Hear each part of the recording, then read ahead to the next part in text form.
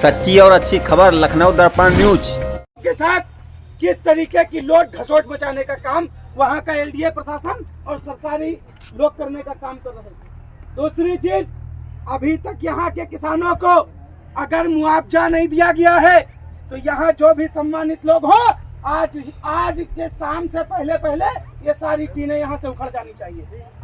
अगर हमारा मुआवजा नहीं मिला है, जय जवान जय किसान जय किसान शासन को जिन धाराओं में मुकदमा लिखना हो वो संगठन के प्रमुख नेताओं के नाम लिख ले और दूसरे दिन मुकदमा लिख दे।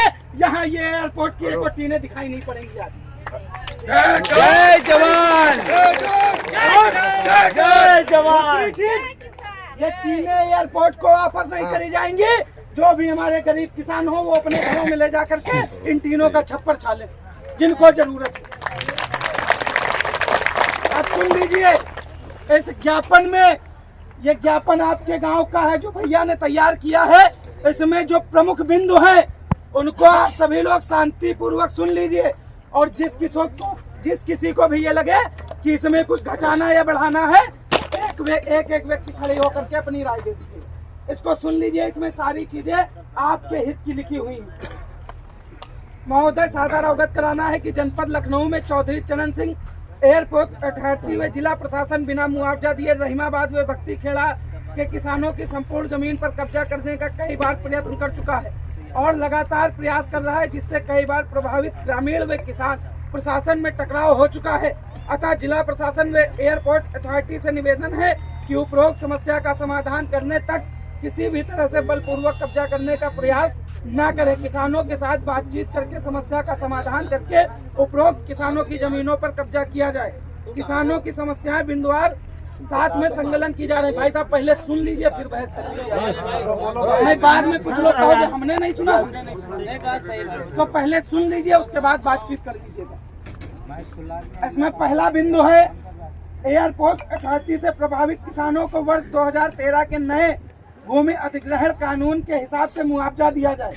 दूसरा, सभी प्रभावित किसानों को 2013 के भूमि अधिग्रहण के हिसाब से सारी योजनाएं व सुविधा मुहैया कराई जाए। तीसरा, प्रभावित किसानों की संपत्तियों पर भुगतान वर्ष 2019 के आधार पर किया जाए। चौथा है, प्रभावित किसानों को 10% पूर्व विकसित प्लाट दिया जाए।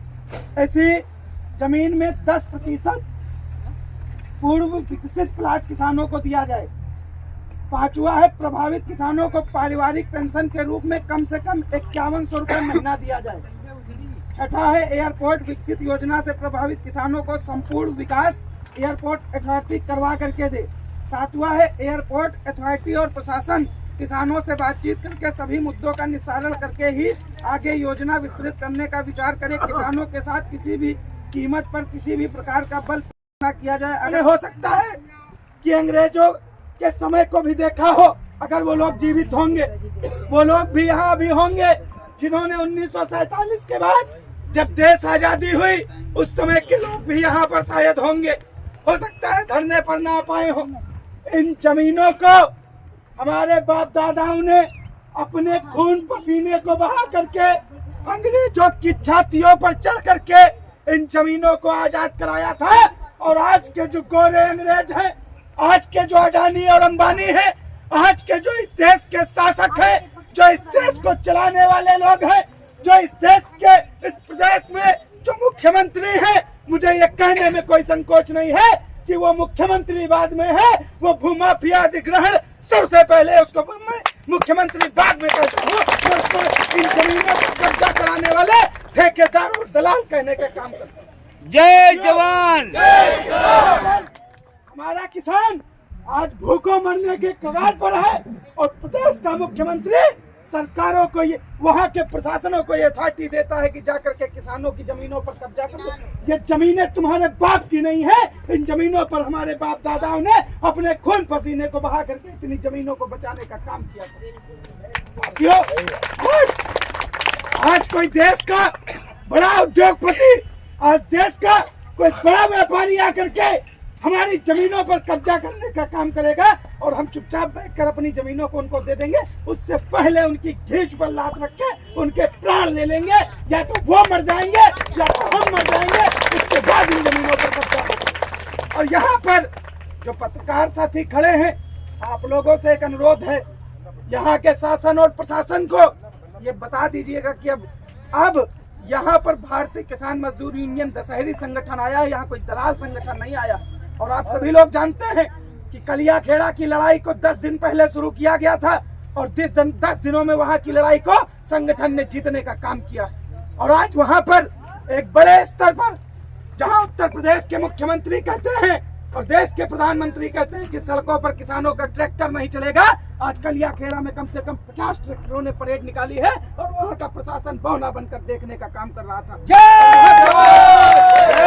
किसान। वहाँ के किसानों ने 50 ट्रैक्टरों को निकाल करके पूरे आसपास के गांवों में घुमाने का काम किया है और प्रशासन आगे पीछे कुत्तों की तरीके दुम हिलाते फिर रहा था वहाँ। इसलिए मैं आप लोगों को भी ये कहना चाहता हूँ कि आप लोग हमारी बात को मजबूती के साथ उठाइए।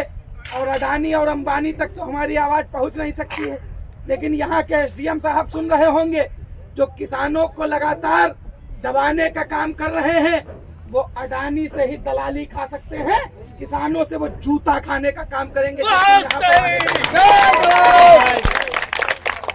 जिस दिन एसडीएम साहब यहाँ आ गए, ये किसान जूता लेकर के दौड़ाने का काम करेगा, क्योंकि सरोजनी नगर के एसडीएम साहब जमीनों के ब्रोकर बन के काम कर रहे हैं। किसानों से आते हैं तो किसानों की बात करते हैं और वहां जाते हैं तो वहां की बात करते हैं। और मुझे कहने में ये कोई संकोच नहीं है कि इस तहसील के एसडीएम ने अडानी और अंबानी से जमीनें बिकवाने की दलाली खा रखी है।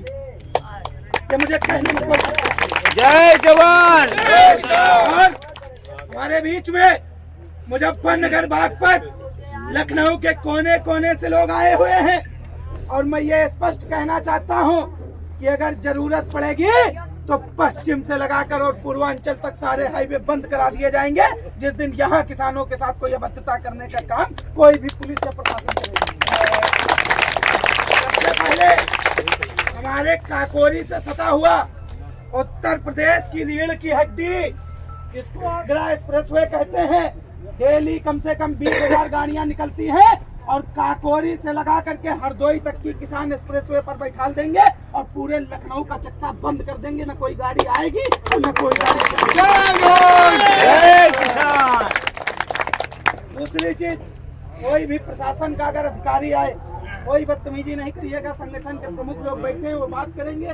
दूसरी चीज ये है कि मनीष भैया कलियाखेड़ा से गाड़ी आ चुकी है, पहुंचने वाले हैं, आ भी गए आपके सामने, गाड़ियां उनकी आ रही हैं। आप सभी लोगों से मेरा निवेदन। महोदय जी, ये धरना कितने दिन से चल रहा है, कब से आप बैठे हैं यहाँ पर? देखिए, धरना 4 महीनों से चल रहा है। संगठन अब इन्वॉल्व हुआ है। संगठन जब इन्वॉल्व हुआ है तो सरकार को भी झुकना पड़ेगा, प्रशासन को भी झुकना पड़ेगा, अडानी को भी झुकना पड़ेगा और एयरपोर्ट के जो भ्रष्ट अधिकारी हैं यहाँ पर बदतमीजी करने का काम करते हैं उनको भी ठीक होना पड़ेगा। वरना हम लोग अपने तरीके से, किसान अगर अपनी पर आया तो अपने तरीके से उनको ठीक करने का काम करेगा। संगठन का आप क्या नाम है आपका? मैं मनीष यादव, राष्ट्रीय अध्यक्ष भारतीय किसान मजदूर यूनियन दशहरी संगठन से। जी, तो ये कब तक धरना चालू रखेंगे? धरना हमेशा के लिए लगा है, निश्चितकालीन धरना है। जब तक समस्याओं का निराकरण नहीं होगा तब तक ये धरना चलता रहेगा। जी महोदय जी, रामराज है, रामराज में सब खुश हैं। नहीं, सब खुश हैं, ये आपको धरातल पर दिख रहा है ना। जी, जो चंद दलाल हैं वो खुश हैं, जो सरकार की चाटुकारिता कर रहे हैं, अडानी अंबानी के तलवों में पल रहे हैं, उनकी जूठन खा रहे हैं, वो लोग खुश होंगे। किसान खुश नहीं, किसान धरातल पर परेशान है और बहुत ज्यादा परेशान है। और जिस दिन किसान अपने पर आ गया उस दिन इन सब को ठीक करने का काम कर देगा। नोएडा से लेके और हरियाणा से लेके, पंजाब से लेके लखनऊ तक पूरी जगह आंदोलन चल रहा है और आंदोलन पूरी तरीके से पूरे देश में खड़े होने वाला है। महोदय जी, योगी बाबा पहले योगी हैं, फिर बाबा हैं, फिर दयालु हैं, वो तो बहुत अच्छे हैं, उनके बारे में क्या करें? देखिए, ये लड़ाई इतनी आसान नहीं है, क्योंकि देश के प्रधानमंत्री भी जो है अडानी से सलाह लेते हैं और अडानी का मामला इतना हल्का नहीं है। लेकिन अडानी के मित्र हैं और अडानी जिस तरीके से सोच रहा है लाठी के दम पर कब्जा कर लेंगे, यहाँ बाउंसर खड़े करके, वकीलों की फौज खड़े करके,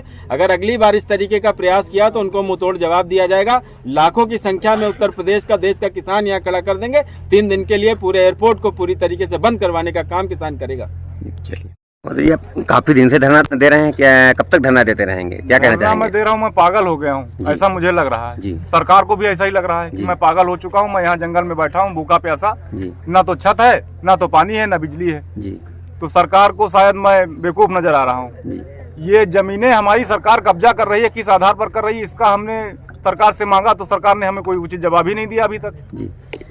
आपको यहाँ बैठने की जरूरत नहीं, मंदिर बन गया है अयोध्या में। तो मंदिर में क्या भीख मांगे जाके बैठ के? अरे राम सब कल्याण करते हैं, आप राम कल्याण कहाँ हो जाएगा। राम कहाँ चले गए? राम आ क्यों नहीं रहे अभी तक? यहाँ राम पहुँचे नहीं हमारे पास, क्यों नहीं पहुँच योगी रहे? जी राम राम करते करते मुख्यमंत्री बन गए, आप अधिकारी बन जाएं। पास कितने मुकदमे हैं, मैं इसकी डिटेल आपको पूरी पेश कर दूंगा। जी मोदी कोई जो है देश का जो है देश के दलाल लोगों को गुमराह कर रहे हैं, चोर बदमाश डकैत जिनको कहते हैं, ये